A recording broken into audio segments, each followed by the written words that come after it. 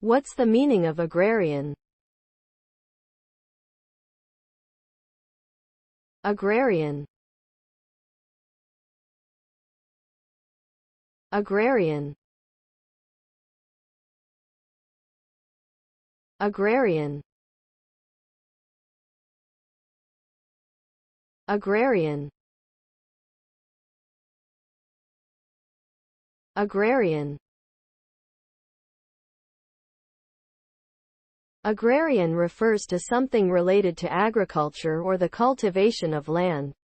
It can describe a society, economy, or way of life that is heavily dependent on farming as a primary means of sustenance and livelihood. Agrarian societies are often characterized by small-scale, subsistence-level farming practices, where farmers work their own land to grow crops and raise livestock. Such societies can be found throughout history and around the world, but are becoming increasingly rare as industrialization and urbanization continue to transform global economies. Overall, agrarianism emphasizes the importance of land ownership and self-sufficiency in sustaining communities.